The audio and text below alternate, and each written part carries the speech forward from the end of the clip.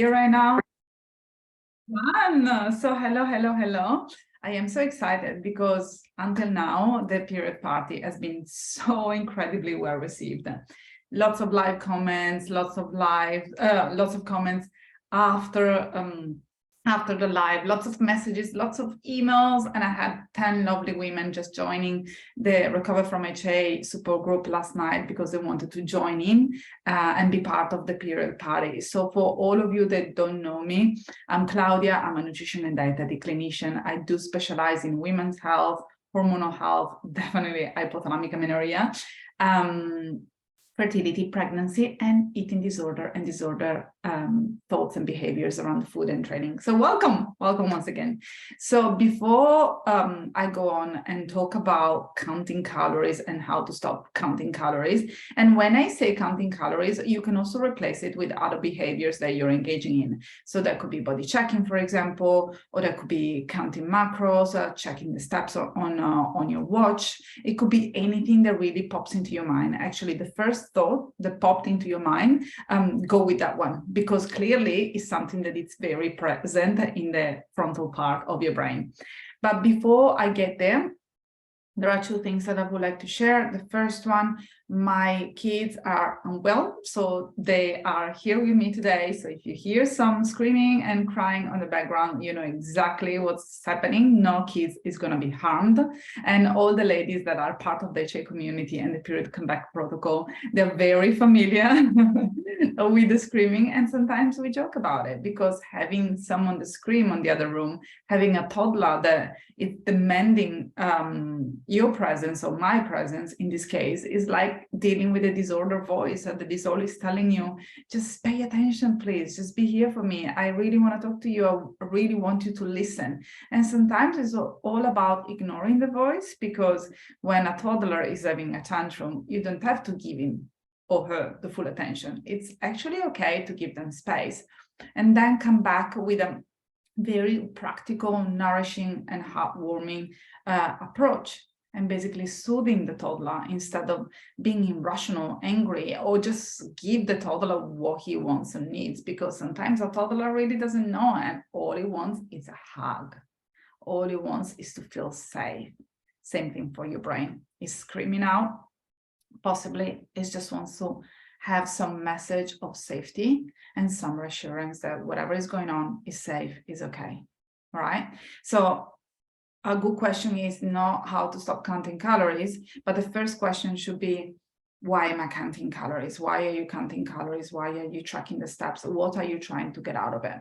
So that's homework number one for today. Just find out the reasons, the feelings behind the behaviors. It's going to be so much easier for you to actually work on the behavior when you have absolute clarity on why you're engaging in the behavior. So that's definitely step number one.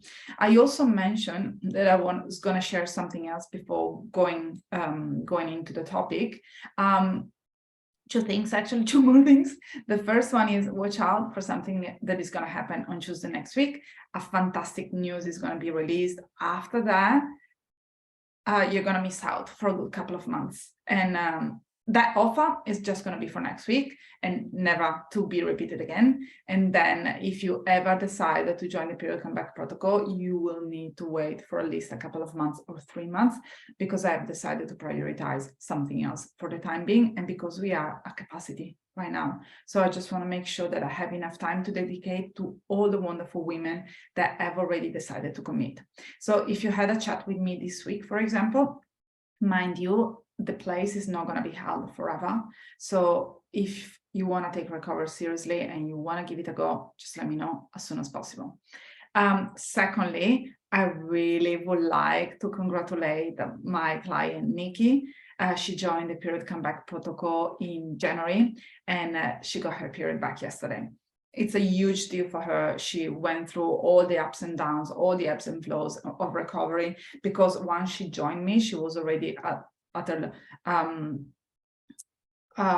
she was already feeling very frustrated, and she didn't know if it was okay to trust the process, to trust my approach. She had so much resistance. And then we had a chat only a couple of weeks ago when she said, Claudia, I don't know if I can continue. I'm really struggling right now.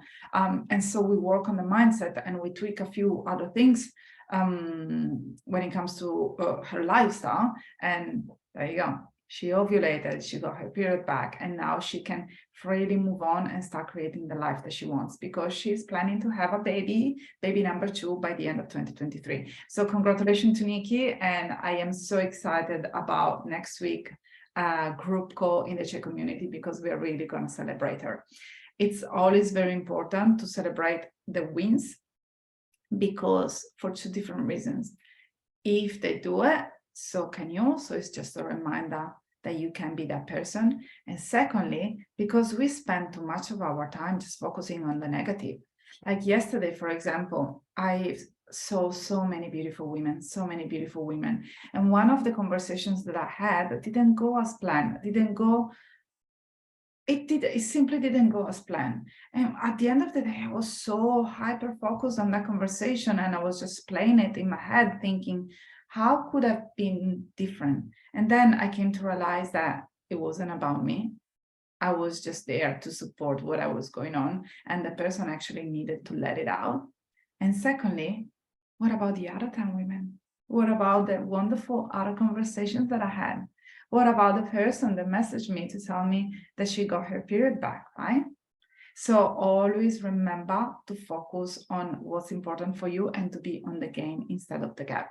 I know that all the ladies from the period comeback protocol, they're going to be rolling their eyes and thinking, oh, once again, the gap and the gain. I get it, Claudia, I'm practicing. But maybe for you, it's the first time that you hear it. So I'm going to share more about it in the next few videos. Without further ado, how to stop counting calories. So the first one is to definitely bring awareness to the behaviors. So meaning, why are you doing it? What are you trying to get out of it? Why are you counting calories, or why are you tracking your steps, or anything else that you're currently doing?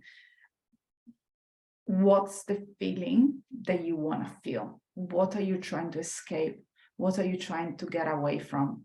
And possibly the first thing that it's going to pop into your mind is anxiety. Yes, cool. But what's creating the anxiety? What's underneath the anxiety? What's brewing inside of you?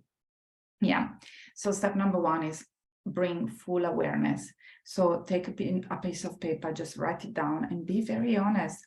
Don't filter it. No one has to read it, but just simply understand what's going on and what are the changes that possibly you need to make in your life to start feeling better. If you're watching this live, by the way, and if you have any questions at this point in time, just let me know, because as I've told you before, I really enjoy answering to live questions as much as possible.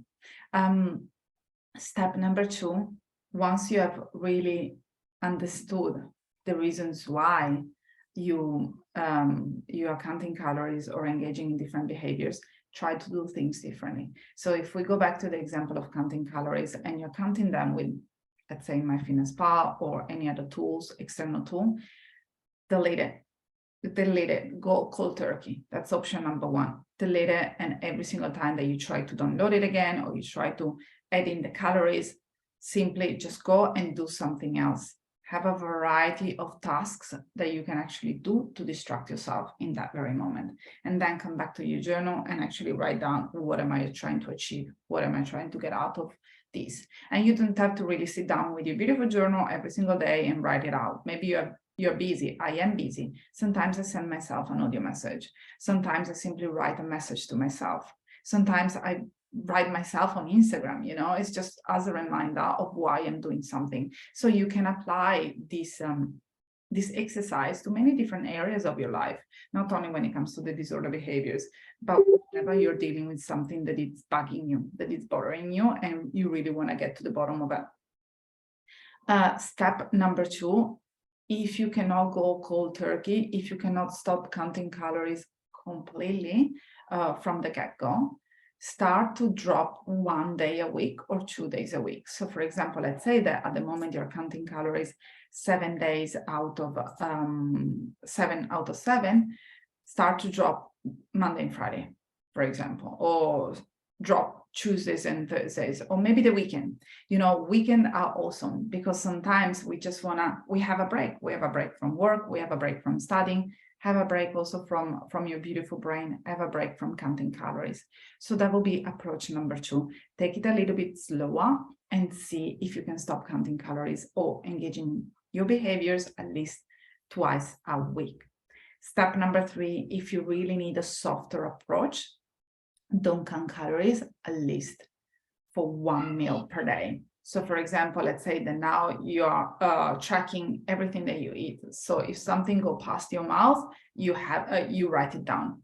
So see if you can avoid doing it at least for 1 meal a day. And just to give you an example, it could be Monday, you don't track breakfast, and then you track the rest of the day. Tuesday, you just stay where you are.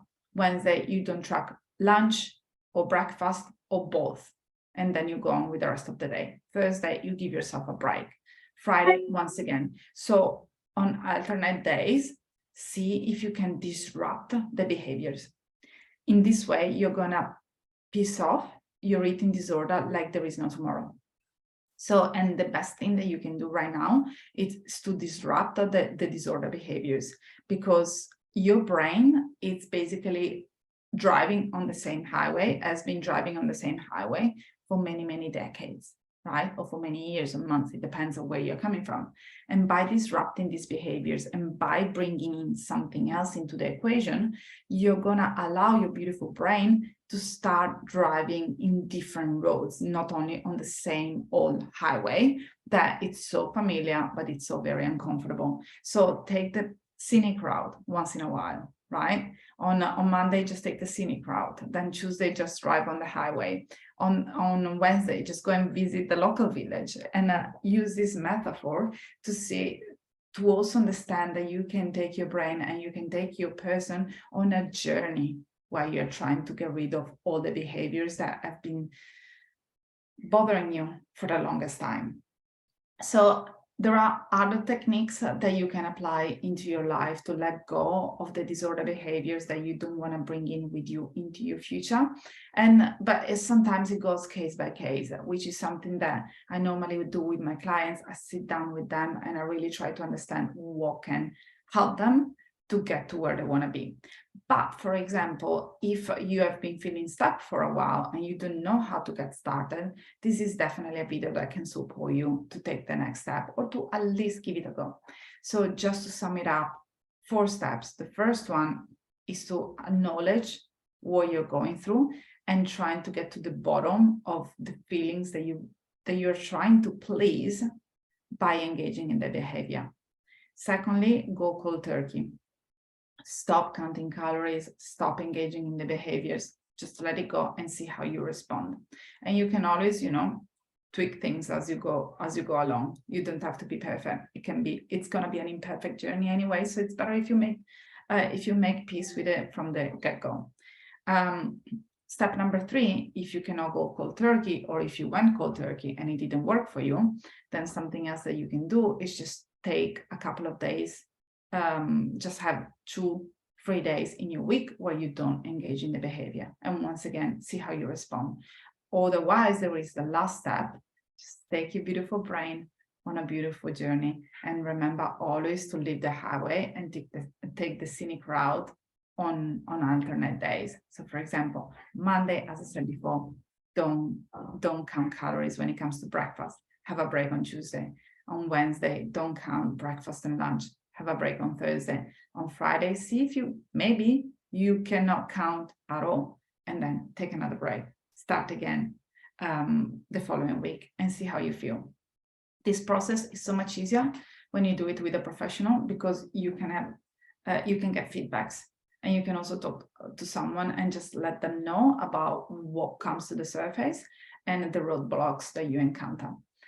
If you don't have a professional that you're working with at the moment, you know that I'm a big fan of getting help. So if you can invest time and energy and money into getting support, make sure that you do it straight away. And if you're thinking about it, if you have been on the fence for a while, just remember that next week, a fantastic offer is going to be presented to all of you. Only 3 women are going to get the chance to participate to that offer because, as I mentioned before, we are almost a full capacity. So I don't want to take more than 3 women. And then for the next couple of months, I think that I'm just going to focus on the beautiful women that are already working with me. So this is your chance. Don't wait for too long. Tomorrow is day 4. I'm going to be here slightly earlier. So today I started live at 7:30. Tomorrow I'm going to start at 7 a.m. Australia time. And we're going to talk about breakfast and caffeine in HA recovery and the importance of it. And if you really need it. I see you tomorrow. Bye for now.